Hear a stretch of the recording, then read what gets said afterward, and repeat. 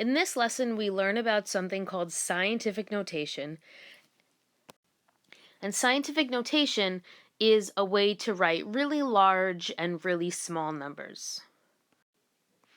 So if you think that scientific notation is probably for scientists, that we need a way to write super large numbers like distances to planets and differences between solar systems, and also maybe things that you would measure under a microscope like cells and atoms. Those are super tiny and you don't need all those zeros and all those decimal places.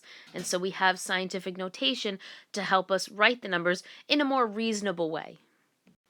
So here's the rule about how to write something in scientific form, and then we'll use it and it will all make sense in a couple of examples. The first thing that you want to do is you want to make a number from 1 to 10.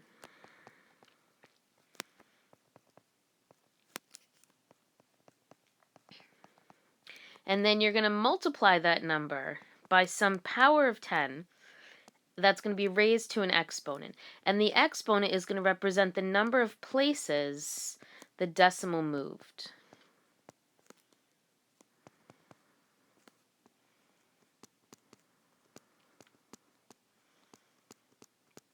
And they tell you over here that if the number that we're talking about, the regular looking number, is greater than or equal to 10, then the exponent is positive.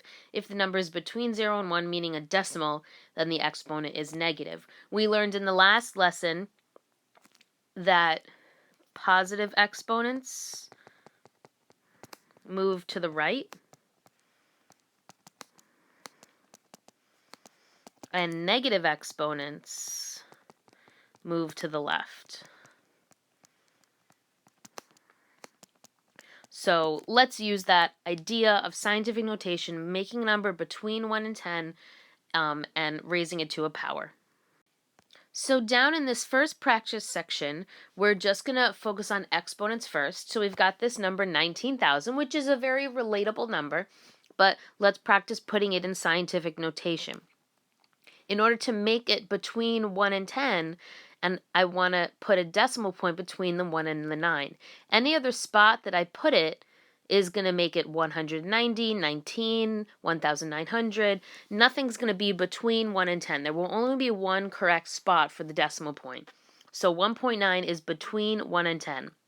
But that's not really where the decimal is, right? When you learn decimals, you learned that in a regular number that it doesn't show a decimal point. The decimal is at the end. So the question is, if I want to put it here, if I'm a scientist and I want to put it here, but it really belongs here, how many places do I have to move it? So if I put it here, it has to move 1, 2, 3, 4 spaces to the right, which means that the exponent is going to be positive 4. So put a positive 4 up here in the exponent spot. All right, let's look at another one. 3,400, the only way to make that between 1 and 10 is putting the decimal between the 3 and the 4.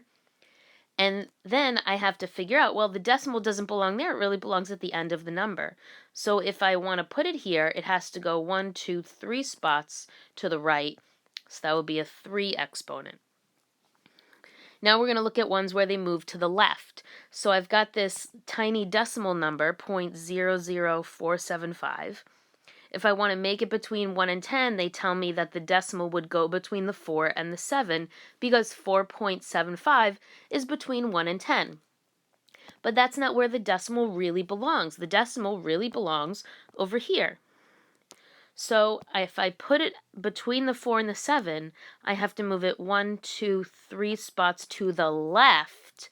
So I'm going to make the exponent negative 3 because I need to take that decimal point and move it 3 spots to the left. Let's do one more together.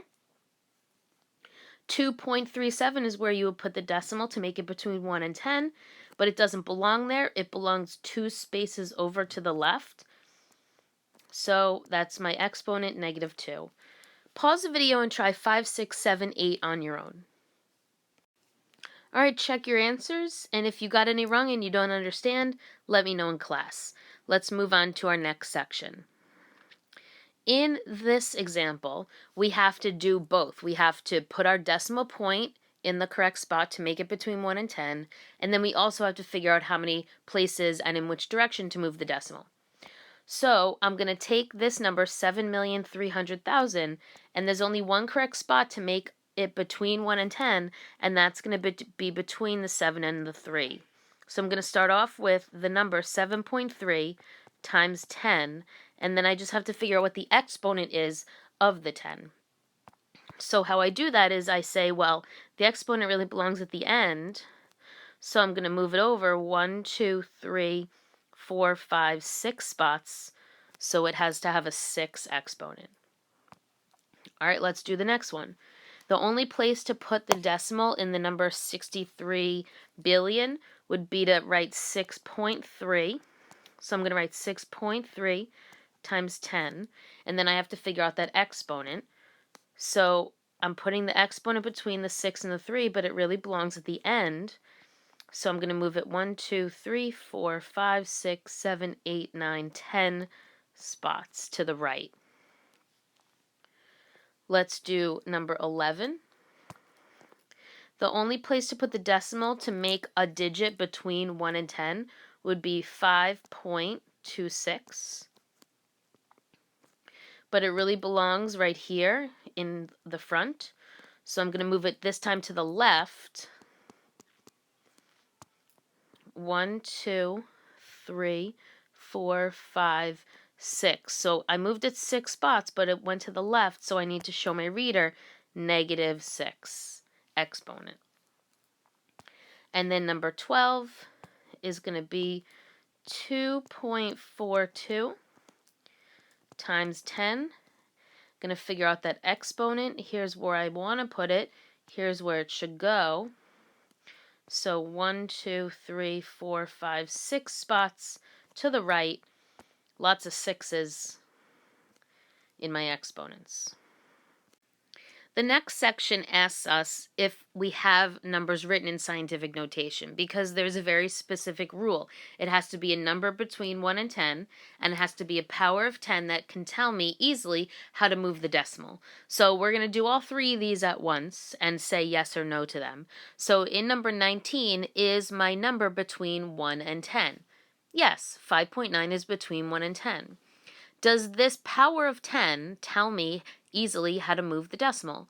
Yes, it tells me to move it 6 places to the left. So this, in a moment, we're going to write yes. Number 20 has the same thing. Number 20 has a number between 1 and 10, and it's a power of 10 that would tell me easily 7 spaces to the right. So this is also a yes. Number 21 is a no for both rules. It has to be between 1 and 10, and 0.9 is not in between 1 and 10. And this is actually not even a power of 10, it's a power of 7. And the rule is that it has to be a power of the number 10. So this is a no. So fill in your answers. I'm just going to pop them up on the screen, and then we'll move on to the next page. I said yes because 5.9 is between 1 and 10, and it is a power of 10. The answer to the next one is the exact same, only instead of 5.9, it's 8.3. And number 21, it's a no for both. All right, when you're ready, let's move on. All right, in example 2, we're just going to take our scientific notation and move the decimal and put it in a regular real person number. So if the exponent is negative, we move it to the left. If the exponent is positive, we move it to the right. We already went over that in the earlier lesson. So in this question, number 15, we're going to take it and we're going to move it 3 spaces to the right. So let's grab our decimal. Boom, boom, boom. Fill up any empty holes with zeros. So it's the number 3,500. It doesn't have 3 zeros, it has 3 decimal movements. One of those movements got used up by the 5. In number 16, we're going to move it over 6 times. 1, 2, 3, 4, 5, 6. 2 of those movements got used up with the 4 and the 8. So even though I moved it 6 times, it only has 4 zeros. In number 17, we're going to move it 4 places to the left because it's negative exponent right here. So 1, 2, 3, 4. So the decimal goes here. Any empty spaces get zeros. So even though I moved it 4 times, one of those movements got used up by the 5. And in number 18, I'm going to move it over 7 times. 1, 2, 3, 4, 5, 6, 7. Lots of zeros. It has 6 zeros because one of those 7 movements got used up by the 4. Last one, kind of gross. A dog has 100 female fleas on it. What's the total amount of blood consumed by the fleas each day? Express your answer using more appropriate units. So if you look over here, they tell us a female flea consumes 1.4 times 10 to the negative fifth liters of blood. So obviously that sounds super tiny. It probably is because fleas are tiny. So we've got 1.4 times 10 to the negative fifth. And since I have 100 female fleas, I'm going to multiply that by 100. But did you know that 100 is the same as 10 squared? Hopefully you did, because now I can use my rules of exponents and I can combine the exponents. Crazy. So 10 to the negative fifth times 10 to the second is 10 to the negative third, because you add the exponents. So 100 female fleas get 1.4 times 10 to the negative third. So that's okay. What does that even really mean? We can turn it into a more relatable number by moving the decimal point. So let's move our decimal 3 places to the left.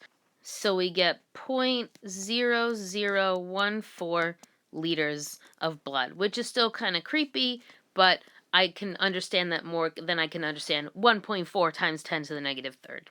Okay, if you have any questions, write them down and ask me when you come to class.